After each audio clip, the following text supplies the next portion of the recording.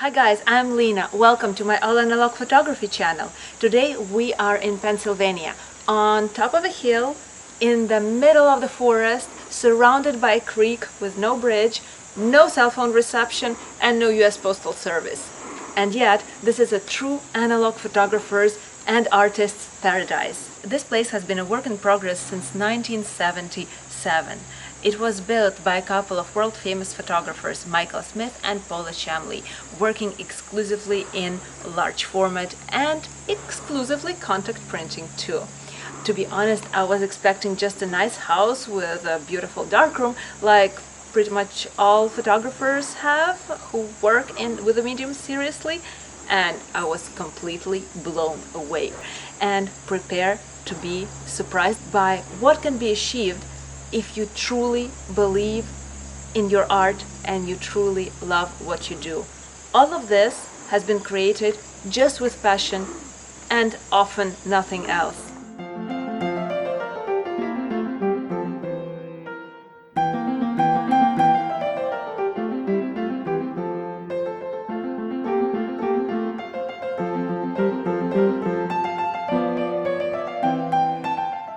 When I first looked through on the ground glass of a view camera, where everything is upside down and backwards, I said, this is perfect. Now I can see the world for how it looks and not what it is. And that helped me understand how to see rhythm and form through a camera without being attached to what it is. And when I'm teaching, I've often likened it to how we would see the world when you're a child before you know the name of anything. Because once you name things, you place a judgment value on them. And seeing the world through a camera, when you try to separate yourself from what it is, everything is interesting. During this time, I was meeting some serious photographers in the area, and two view camera photographers in particular, and they knew about Michael, and they called him up. There was no email then, you know, people didn't have computers and email. They called him up and organized a workshop for view camera photographers, and I said, I'm out of town that weekend. They said, but you're the only serious working photographer in the group. The others are, you know, they're good amateurs, but they're not. You're the one that would get the most out of it, obviously. We're going to call Michael and rearrange the weekend. Oh no. So they rearranged everyone's schedule around when I could go. And that's the first time you met him? And that's the first time I met Michael. So that's the first time I saw 8x10 negatives.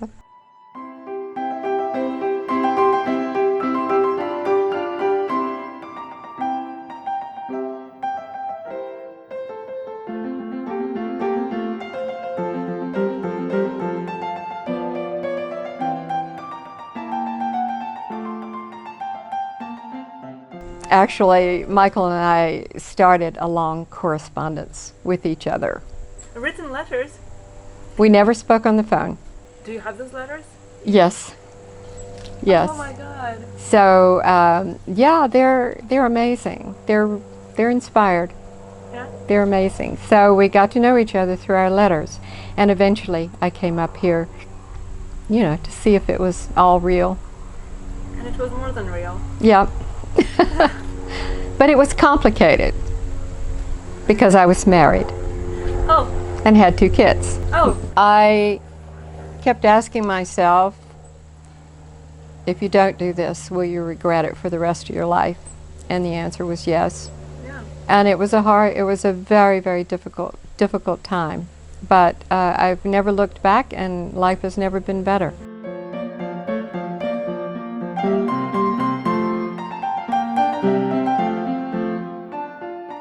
We were on the road for 6 months on our first trip together, living out of our photo truck / camper.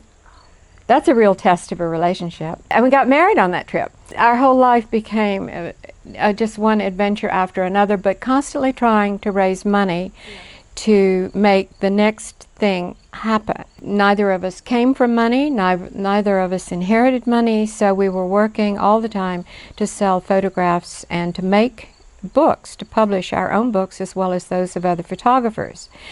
At that time we were in our 40s and 50s, and which felt very young, and we had a lot of energy, and we dreamed big. You know, it seemed like everything could be possible if you just work hard enough. But Michael and I always dreamed of creating a nonprofit institution for photography. Because we've always been interested in other mediums, sculpture, painting, and music. So some of the snapshots you've taken of our nonprofit building are the spaces we will use for exhibitions and for teaching and for seminars. And we want to share our enormous photo library, which you've also seen. There's a lot of art history books in the library, as well as photo history, and just loads and loads and loads of monographs. And we have a fabulous darkroom, a very big and beautiful, perfectly designed darkroom for analog photography. And the property is between two creek fords. Yeah. So it's an adventure getting here. It is an adventure. Confirm. And I've seen your darkroom. There is no enlarger at all. And your only enlarger I've seen in this entire house is covered and never touched. Oh, it's got a thick layer of dust on it, yeah. Yeah, I didn't want to mention that. No, we've done contact printing for so long. Michael was well known for his 8 by 20 inch contact prints. He also did 18 by 22 inch. And I have always done 8 by 10. I also have an 8 by 20 camera and have done some 820 work, but I said, you know, I prefer to make 810s in a cinematic way and incorporate them in series or groups. And Michael's the 820 guy. I don't need to infringe on that territory. Plus that camera's heavy. And you're doing all of this printing just with a light bulb contact printing. Yes, ma'am. Yeah, but I do also know that this project was threatened at some point when Kodak discontinued its AZO paper. Yes, when they discontinued it, we bought basically the world's remaining supply. Okay. Because they were going to trash it. Yeah. If they couldn't sell it to anybody. We began to think, how can you recreate this? Because even though we had borrowed a lot of money to buy the world's remaining supply for ourselves, how do you make this beautiful product available to other photographers? We shouldn't be just the only ones left in the world with this paper in a big freezer. So we then approached Kodak about trying to get the formula. And Kodak said that they would be unwilling to do that. They would destroy the formula. It was not available at any price to anyone, and that they would not sell the coating equipment either. And they said, what you're attempting to do is impossible. Completely impossible. You will never succeed. How did you feel at this moment? We were not happy to hear that. And we said, basically, thank you, goodbye. And then, eventually, we found Mirko Berdiger. Aha!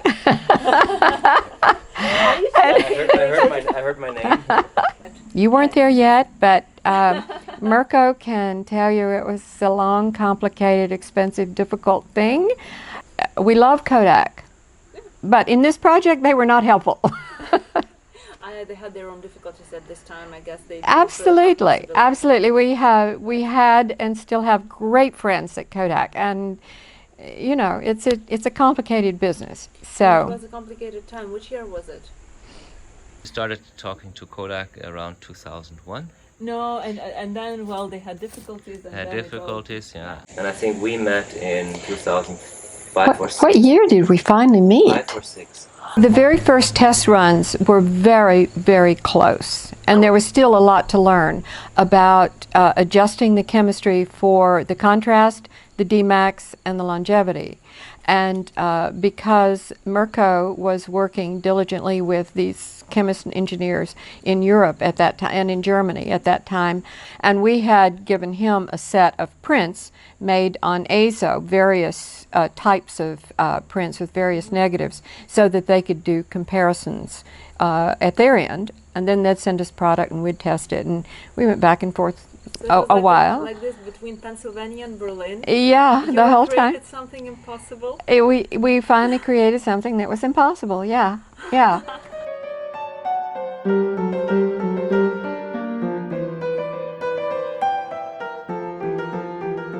Are you more a painter or a photographer? I feel like you paint with photographs.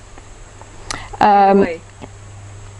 People who've looked at my photographs and who know some of the drawings and paintings see that similarity all the time.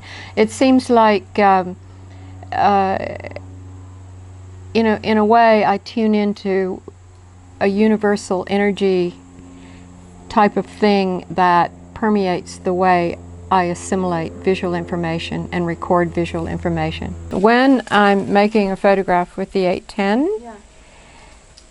what is in front of me is usually super sharp focus, Yeah. but I almost always play with spatial ambiguity. So they're very abstract and highly realistic at the same time, which I find to be not only challenging but interesting, because you can't do that with your eyes. Your eye can only be sharp out there, and now it can be sharp here, but it can't be both simultaneously. And you can't compress space with all these different array of lenses that you may or may not choose to use. So you're already seeing the world abstractly and differently. But when I'm drawing and painting, I'm not interested in anything that's representational. To me, that becomes too much about illustration. They all inform each other because it's just broadening your visual and intellectual capacity all the time, and that just feeds itself into the work, I think, in a natural way. You're not trying to make it work or figure that out. It just happens because you're looking at things all the time. But even music helps because it's about perception. It's just about It making is. yourself sensitive to the world. Right, right. Because Michael was composing music, right? Yes, he was. And music is vibration. Yeah. And vibration, visual vibration and music vibration. It's all, I think it all helps inform us as artists. Because sometimes we can get too stuck in our heads. It's hard to make the intellectual part stay quiet so that the deeper things can flow. As I get older, I find that to be more and more the case, actually. When I'm painting, I'm not thinking about photography. When I'm photographing, I'm not thinking about painting. Yeah. But it's in there. It's in you. It's just you. it's already in there. Yeah. So as I get older, it gets harder and harder to photograph because I want to go deeper for me. If it's something I've already done and I think I've done it well, I don't want to go back to that because it's not interesting. I want to do the thing that scares me. Are there still such things? Yes, yes, they are. I just need time and peace of mind to do it.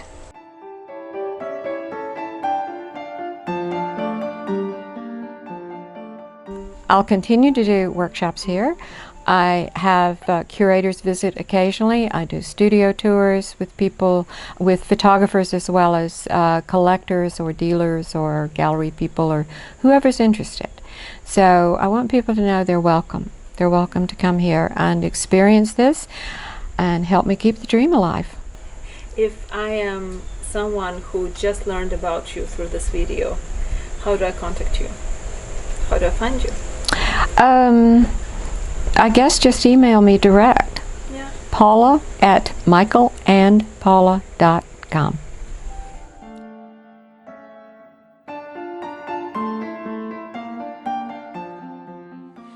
3 dry mount presses, and you don't see them, do you? No, where are they? Oh no. Oh.